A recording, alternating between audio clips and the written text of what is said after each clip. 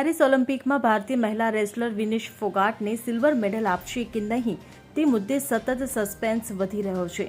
Court of Arbitration for Sports એટલે કે CAS તરફથી તારીખ પર તારીખ આપવામાં આવી છે. આ મામલે CAS 13 ઓગસ્ટે ચુકાદો આપવાની હતી, પરંતુ વિનેશ ફોગાટને સિલ્વર મેડલ આપવો કે નહીં તે અંગે નિર્ણય મોકૂફ રાખવામાં આવ્યો છે. હવે આ મુદ્દે 16 ઓગસ્ટે ફેસલો સંભળાવવામાં આવશે. જો ચુકાદો વિનેશના પક્ષમાં આવ્યો તો સિલ્વર મેડલ મળશે.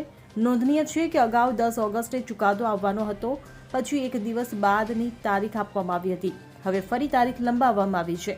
ઉલ્લેખનીય છે કે ભારતીય કુસ્તીબાજ વિનેશ ફોગાટને પેરિસ ઓલિમ્પિકમાં માત્ર 100 ગ્રામ વધુ વજનને કારણે ગેરલાયક ઠેરવવામાં આવી હતી.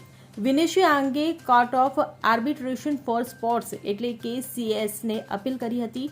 ગઈકાલે આ મામલે નિર્ણય આવવાનો હતો, ત્યારે CAS તરફથી તારીખ પર તારીખ આપવામાં આવી છે.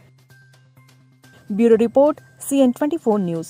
હવે જુઓ દેશ દુનિયાની તમામ ખબરો તમારી આંગળીના ટેરવે.